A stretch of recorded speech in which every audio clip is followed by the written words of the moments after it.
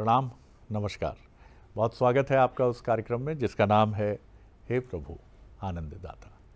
आज इस कार्यक्रम में हम रामचरितमानस के एक संदर्भ के साथ आगे बढ़ेंगे और ये चौपाई बहुत संवेगी और मन को छूने वाली है और इसी के तत्व को ग्रहण करके हम आगे बढ़ेंगे। और अब जबकि अयोध्या में भव्य राम मंदिर का लोकार्पण, उसकी सारी तैयारियां अपने अंतिम चरणों में पहुंच रही हैं और 22 जनवरी 2024 को ये मंदिर लोकार्पित होगा। प्रभु श्री राम से जुड़े कई प्रसंग हैं जो आपके हमारे मन को छूते हैं। ऐसे ही एक प्रसंग पर आज हम अपने विद्वान वक्ता के सामने विमर्श के लिए प्रस्तुत होंगे। और चौपाई जो कहती है, धर्म धुरीन धर्म गति जानी, धर्म धुरीन धर्म गति जानी, कहेऊं मातु सुन अति मृदुबानी। ये प्रसंग तब का है जब दशरथ जी से मिलने के बाद राम माता कौशल्या से आज्ञा लेने जाते हैं। पिता दीन मोहि कानन राजू, जहाँ सब भांति मोर बड़ काजू। अयोध्या के नरेश जो होने वाले थे, अब उन्हें वनगमन की आज्ञा पिता ने दी है। और जब माँ के पास राम आज्ञा लेने जाते हैं तो मातृ प्रेम से संचालित माता कहती हैं कि हे राम, तड़प कर पहले कुछ खा लो, दोपहर होने आई है, कुछ खा लो और फिर एक बार फिर चले जाना पिता के पास। माँ का हृदय कह रहा है कि बदल जाएंगे पिता, और जो आज्ञा दी है मेरे राजकुमार को, इतना कोमल सुकुमार मेरा राम, और ये वन गमन के लिए निकल जाएगा। लेकिन राम जो धर्म तत्व से संचालित हैं, वो कैसे भूलते? तो वो कहते हैं कि नहीं नहीं माँ, मैं अपने धर्म और कर्म को जानता हूँ और पिताजी ने मुझे अब आज्ञा दी है कि जंगल ही मेरा राजकाज है, तो मैं सीधे अब निकल रहा हूँ जंगल की तरफ, वन की तरफ। ये जो तत्व है कि जीवन में जो हमसे श्रेष्ठ हैं, हमसे बुद्धि में, तमाम चीज़ों में बहुत आगे हैं, कई बार हम उनकी बात नहीं सुनते हैं और फिर बाद में भटकते रहते हैं जीवन में, जिसमें सबसे सर्वोपरि है माता पिता और शिक्षक। और उसके बाद वो लोग जो हमारा भला चाहते हैं, वो हमसे उम्र में बड़े भी हो सकते हैं और छोटे भी हो सकते हैं। और ये लोग जब अपनी बात कहते हैं तो वो बात हम क्यों नहीं समझ पाते, क्यों नहीं सुन पाते, और इससे कितना बड़ा एक हानि हमारी होती है। आज इसी को हम समझने की कोशिश करेंगे। हमारे साथ हैं भगवत गीता के अध्येता, मानस मर्मज्ञ प्रोफेसर डॉक्टर सुरेंद्र बिहारी गोस्वामी जी। प्रणाम कर रहा हूँ गोस्वामी जी। आपसे मेरी बीच में चर्चा हुई थी, आपने कहा था कि चूँकि एक बड़ा दिव्य प्रसंग हमारे सनातन संस्कृति के अनुसार भारत भूधरा पर उपस्थित हुआ है, और वो प्रसंग जो कालांतर में मैं समझता हूँ 22 जनवरी को हमारे यहाँ अयोध्या में रामलला की स्थापना हो रही है, तो नई पीढ़ी में मर्यादा पुरुषोत्तम राम की प्रक्रियाओं को संस्थापित करना एक बड़ा मूल उद्देश्य है। वो एक बार फिर से ऐसा वातावरण बन जाए जैसे एक झलक देख लें अपन, वो झलक जो कभी अयोध्या के लोगों ने देखी थी। ऐसा नहीं है, इसी भूधरा पर परमात्मा राम ने अपने चरित्र दर्शन प्रकट किया है। यहीं वो पुरुषोत्तम हुए हैं और यहीं उन्होंने सारे वो संस्कार करके दिखाए हैं, चरित्र जो एक मनुष्य अपने जीवन में कर सकता है लेकिन करना नहीं चाहता। तो उसकी झलक यदि हमारे जीवन में, हमारे परिवार में, हमारे आसपास के परिवेश में उपस्थित हो जाए तो कितना आनंद है। मैं जब दशरथ जी के चरित्र को ध्यान में करता हूं तो देखिए, दशरथ जी वो व्यक्तित्व है जो अपने जीवन की भविष्य में होने वाली घटनाओं को बहुत पहले से जानते हैं। देखिए, ऐसा कम लोग समझते हैं कि दशरथ का अंतर्मन क्या कहता है। दशरथ प्रत्येक तथ्य को जानते हैं। बहुत सुंदर बात कही। आप एक बात समझिए, कभी भी हमारे जीवन में दशरथ चरित्र के प्रति हमारा ध्यान नहीं जाता। आपने ठीक कहा। हम तो समझते हैं बस राजा दशरथ जिनके पुत्र राम, और दशरथ जी ने राम को वनवास दे दिया। लेकिन आप एक ऐसे व्यक्ति का अंतर्द्वंद नहीं जान रहे हैं जो अपना भविष्य जानता है, जो अपना सुनिश्चित भविष्य जानता है। वो दृष्टा जो है, भविष्य दृष्टा, जिसे यथार्थ से यानी पूरे सत्य शपथ से मालूम है, दशरथ के जीवन में पुत्र प्राप्त करने की कभी भी चिंता नहीं रही।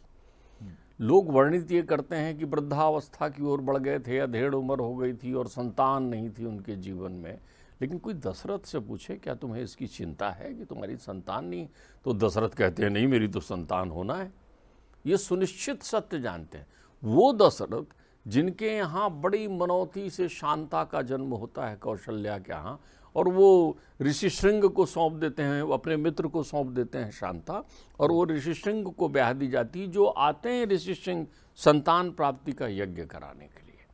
अब देखिए, कोई अपनी कन्या दान कर देगा, उनकी पुत्री है, उन्होंने अपने मित्र को दे दिया, ले लो, उन्होंने ऋषि श्रृंग को सौंप दिया, और ऋषि श्रृंग वही संतान उत्पत्ति के दक्ष हैं, वो उस यज्ञ के आते हैं। लेकिन क्यों दान कर दिया? कभी किसी ने सोचा नहीं कि दशरथ जिनको संतान की अभिलाषा है, उनके यहाँ संतान हुई और दान कर दिया। अब देखिए दशरथ की पृष्ठभूमि में चलिए। दशरथ अपने माता पिता के अज के लाड़ले हैं, इंदुमती के लाड़ले हैं।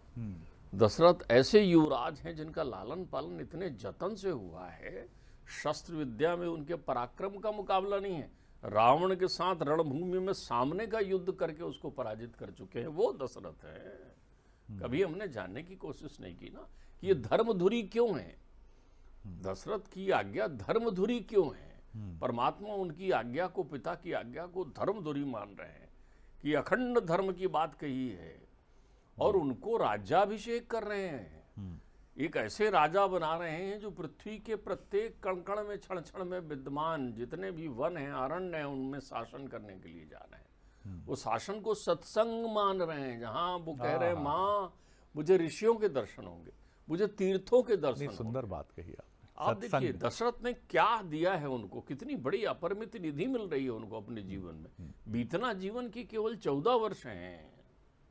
आप ध्यान रखिए, उस वनवास को अंग्रेज नहीं समझ पाए, तो उस वनवास को बहुत सारे लोगों ने दंड माना, तो हमारे यहाँ आजीवन कारावास की सजा 14 वर्ष कर दी है।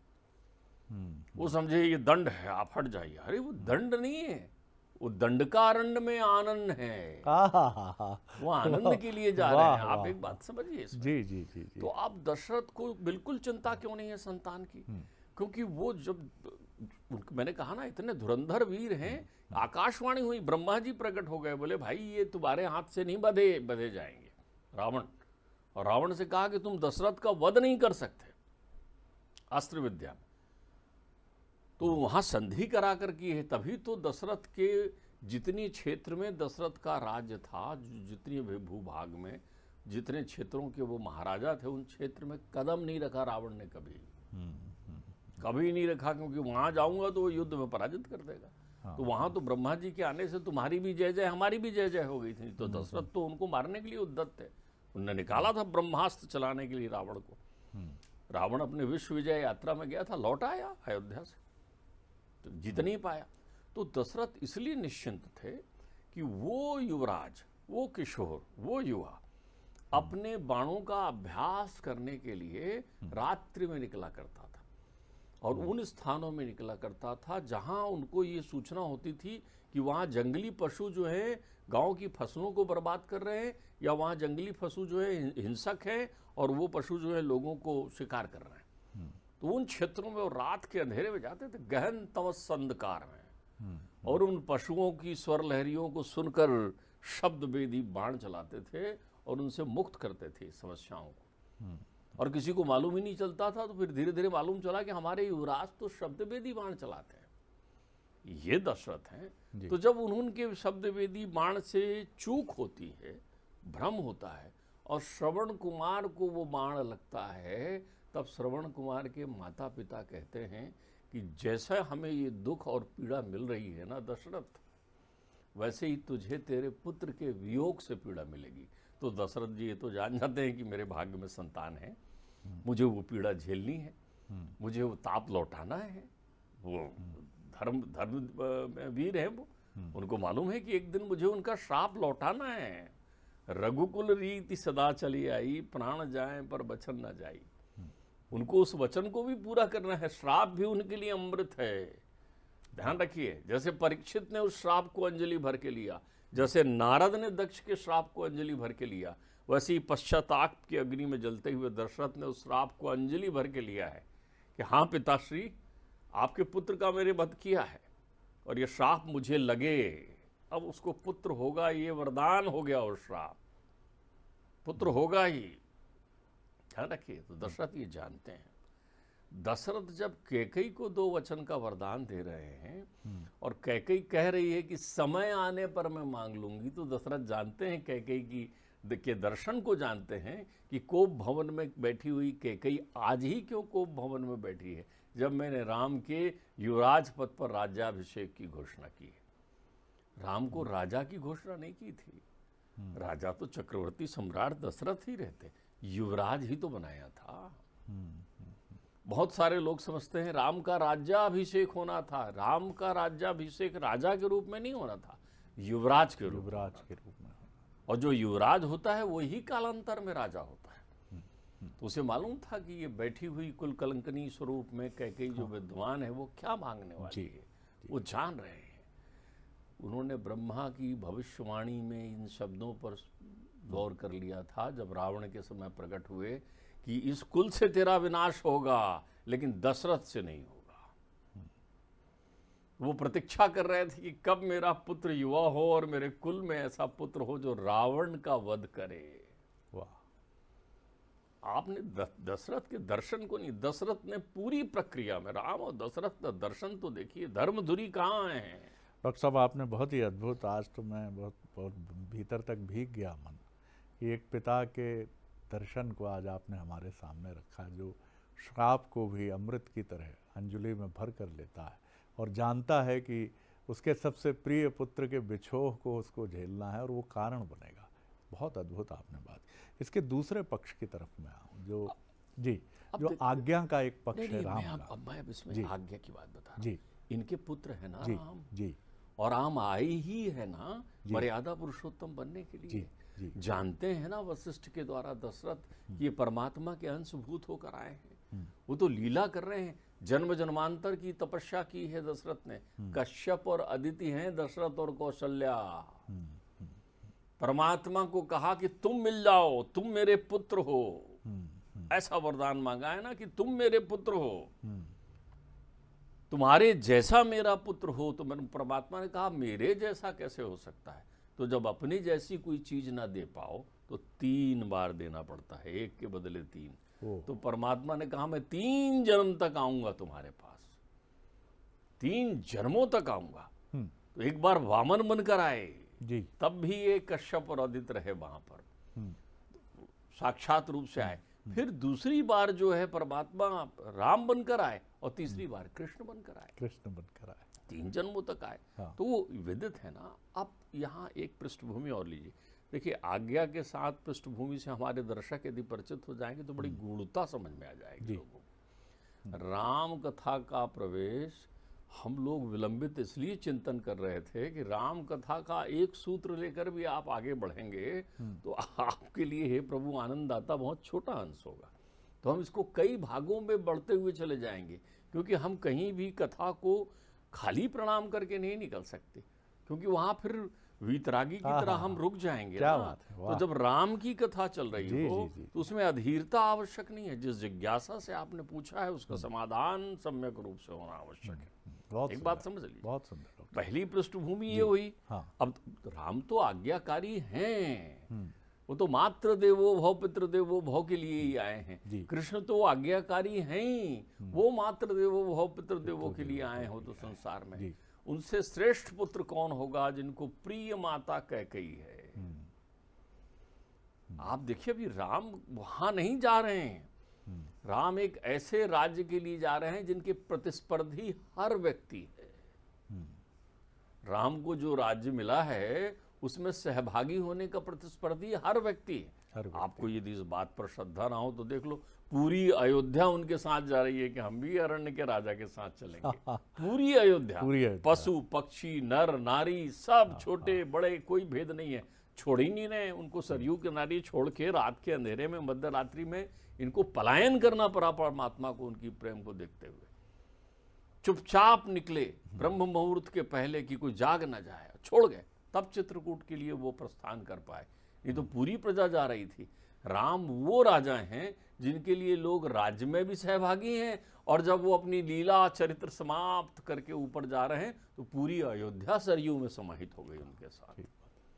आप राम को नहीं समझ पा रहे हैं जो लोग। अब इसलिए हमने देखा कि बाबा तुलसी तो कहते हैं, तुलसी जाके मुखन से और धोखे ही निकसे राम।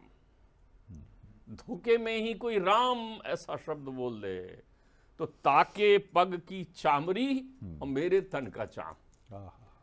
फिर मैं अपने चमड़ी को, अपने चमड़े से उसके पैर की पावड़ी बनाऊंगा, चप्पल बनाऊंगा, कहूंगा पहन लो, क्यों? तुम्हारे मुख से राम निकला है। फिर तो हम राम का चिंतन करने बैठे हैं। राम को जीवन में इस आराध्यता से समझना, राम कण कण में यूं ही व्याप्त रही हैं।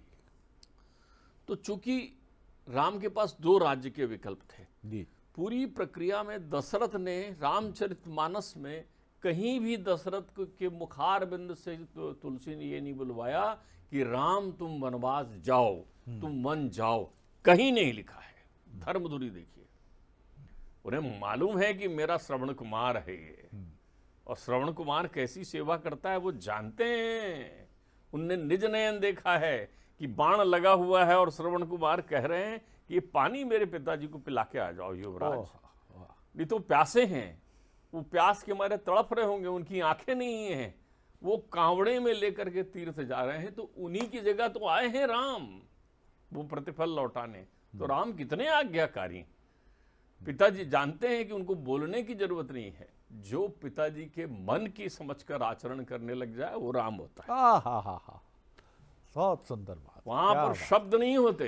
इसलिए तुलसी ने अपने मुखार बिंद से दशरथ के द्वारा ये बुलाया ही नहीं कि तुम वन में जाओ। कैकेयी ने राम से कहा, लेकिन कैकेयी भी इतनी दिव्य माता है कि कैकेयी ने ये नहीं कहा कि राम तुम वन जाओ। कैकेयी ने राम से ये कहा, तुलसी रामचरितमानस में एक एक घट-घट पढ़ लीजिए, एक एक शब्द पढ़ लीजिए। कैकेयी ने राम से कहा कि ये तुमसे बहुत प्रेम करते हैं, इनने मुझे 2 वर दिए थे मांगने के लिए, और मैंने इनसे 2 वर ये मांग लिए कि तुम्हारे जो राम जो हैं उनको उनके स्थान पर भरत को राज्य दे दिया जाए, और राम को 14 वर्ष का वन का राज्य दे दिया जाए, वन भेज दिया जाए, और वो जाएं उस भेष में, तापस वेश में जाएं वहां पर। तो ये 2 वर मांगा, तो ये सुनते ही अचेत हो गए, मूर्छित हो गए, क्योंकि तुमसे बहुत प्रेम करते हैं। अब तुम समझदार हो राम, जो तुम्हें उचित लगे वो करो। कैकेयी ने कहा है। कैकेयी ने नहीं कहा रामचरितमानस में कि राम तुम वन में जाओ, बिल्कुल नहीं कहा। ये एकदम न्यायोचित प्रतीत ये होता है। आप देखिए, मतलब ये राम का परिवार है, राम का परिवार है। यहाँ कैकेयी, कौशल्या ने नहीं कहा कि तुम वन ना जाओ, विरोध करो अपने पिता का।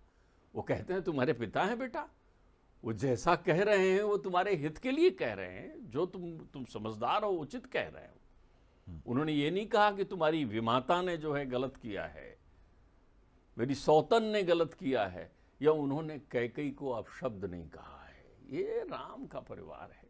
सुमित्रा तो नाचने लगी, वो कहने लगी, अरे लक्ष्मण, जिसके लिए तेरा जन्म हुआ तो तुझे वो सुख मिल गया बेटा, अब वो ही तेरे माता पिता हैं, सीता और राम, तू उनकी सेवा करेगा मेरे लिए, इससे आनंद की क्या बात हो सकती है, तेरे तो भाग जग गए। ये सुमित्रा कह रही है।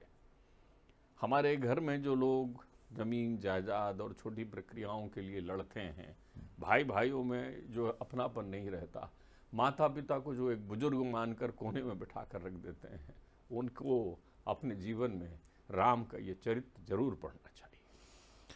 आज तो ऐसा लगा कि आपके मुखारविंद से राम कथा नहीं, अमृत झर रहा है डॉक्टर साहब। क्या कहूँ, मैं खुद भावना के गहरे संवेग में हूँ, और कैसे मुझे ऐसा लग रहा है कि मैं दशरथ जी को देख कर आ रहा हूँ, मैं उनकी पीड़ा को समझ कर आ रहा हूँ।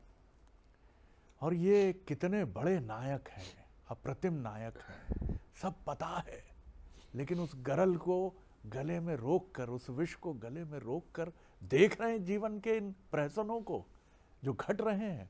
पुत्र जन्मा है, लेकिन मालूम है दशरथ जी को वियोग निश्चित है और वो सबसे सुखद क्षण, सबसे चुनौतीपूर्ण क्षण बनने वाला है।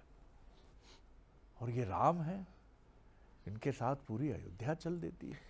अच्छा, एक संयोग जी। मैं आपको और बताऊं, जी जब भी मैं राम और सीता के चरित्र को देखता हूं तो दोनों के अंतर चित्त में इस संसार में सत्संग की कितनी शुचितापूर्ण भावना बनी हुई है। सीता ने अपने जीवन में जी वियोग के मध्य, जनकपुरी का एक बड़ा सुंदर दृश्य है जी कि एक सुंदर तोता और एक सुंदर तोती, मतलब दोनों युगल, एक मिट्ठू का परिवार, दोनों डाली में बैठकर सीता जी जब वहां से निकलती हैं सखियों के साथ, तो सुंदर गीता में रामचरित्र का वर्णन करते हुए वो कहते हैं कि ये जो आ रही है ना, ये बनेगी राम की दुल्हनिया, इसको मिलेंगे राम। देखिए वो सुना रहे हैं पहले से, बैठे हुए हैं, न जाने कौन से जन्म के फलश्रुति में कौन साधु संत आकर वहां बैठे हुए हैं। तो वो अपनी सखियों से कहती है पकड़ के लाओ इन दोनों को। तो वो पकड़ कर लाते हैं दोनों को, वो कहते हैं मुझे फिर से सुनाओ, सुनाते हैं और फिर कहते हैं कि अब तुम आगे की कथा सुनाओ। वो बोले हम अब आगे की कथा नहीं सुनाते, यही सुनाते हैं कि आप उनकी प्रियतमा हैं और आप उनके जीवन में आएंगी, आप बनेंगे, आपके जीवन में परमानंद रहेगा, आप परमेश्वर की परमेश्वरी है। तो वो कहती है इनको ले चलो और इनको मैं अपने यहाँ रखूँगी महल में, और किशोरी हैं, महल में रखूँगी और इनसे सुंदर बातें सुनूंगी। तो उनमें से जो वो रहती है, अपने तोती रहती है, वो कहती है कि नहीं नहीं, मैं गर्भवती हूँ, मुझे आप छोड़ दीजिए और मैं वन में भ्रमण करने जाऊंगी और अपने घोंसले में अपने बच्चे को जन्म दूंगी, मुझे वियोगित मत करिए आप इस अवस्था में। तो वो मानती नहीं, ले चलती हैं। तो वो तड़फ कर वो प्राण तस देती है अपनी, जो मिट्ठू का जोड़ा है वो बिछड़ जाता है।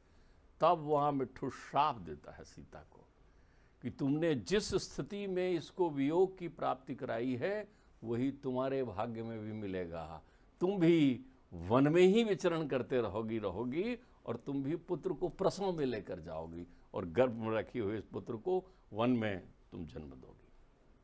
देखिए ये वाल्मीकि रामायण का प्रसंग है। अब यहाँ देखिए दोनों ने अपने अपने प्रारब्ध को अंजलि भर के स्वीकार किया लीला करने के लिए कि एक माँ कैसे पुत्र का लालन पालन करके बना सकती है, वो शूरवीर बना सकती है जो राम के चक्रवर्ती सेना के हर व्यक्ति को पराजित कर दे, जिसकी गेता उठे तो वेद भी वहां खड़े होकर वंदना करे, वो लौ कुश हैं, उनके पिता हैं राम। अद्भुत है डॉक्टर साहब, अद्भुत है। प्रसंग तो रोमांचित ही करते हैं, बल्कि क्या कहें, शब्द पीछे छूट जाते हैं। और ये भी बताते हैं कि जब इतने पवित्र व्यक्ति, अगर उनसे भी कोई ऐसा कर्म अनजाने में घटित हो जाता है कि जिसके परिणाम में शुभता नहीं होती, आप किसी को जाने अनजाने में गहरी पीड़ा पहुंचा देते हैं, तो वो कहीं ना कहीं उसकी पीड़ा, जो पीड़ित व्यक्ति है उसकी पीड़ा जैसे आपको बांध देती है उसी नियति की तरफ, जिस नियति को आपने उस पीड़ित व्यक्ति को जहां पहुंचाया। बाप रे बाप, आप देखिए श्रवण कुमार के सीने में लगा तीर दशरथ जी के सीने में लगता है जब युवराज राम को वन गमन की आज्ञा देते हैं, और किशोरी माँ सीता जब उस तोता और तोती के जोड़े को अनजाने में अपने लड़कपन में वियोग की तरफ पहुंचा देती हैं, तो वो खुद वियोगिनी हो जाती है। और ये अवतार हैं, कोई मुक्त नहीं है, प्रभु भी लीला कर रहे हैं, भले ही आप कहिए। और कृष्ण को भी आप देखिए इसी तरह, चाहे कुंती की बात हो, चाहे गांधारी की बात हो, जो भी बातें हैं गांधारी जो कहती हैं वो सब घटित होता है। एक बहेलिए का बाण उनके प्राण लेता है। अद्भुत है। मतलब आज तो डॉक्टर साहब मैं आपसे ये भी बहुत मेरा अनुरोध है, और मुझे लगता है मैं तमाम हे प्रभु आनंददाता के दर्शकों की तरफ से ये अनुरोध आपसे कर रहा हूँ कि राम कथा के इन प्रसंगों को, ये बहुत समीचीन है ये वातावरण, तो हम निरंतर आपसे सुनेंगे। और आज तो आपने मैं फिर कहूँगा, मेरे पास शब्द नहीं है, मैं बहुत हृदय से आपको प्रणाम करता हूँ। आप हमें संजय की तरह उस भूमि में खड़ा कर देते हैं जहाँ ये सब घटते हुए हम देख लेते हैं। प्रणाम करता हूँ आपको भी।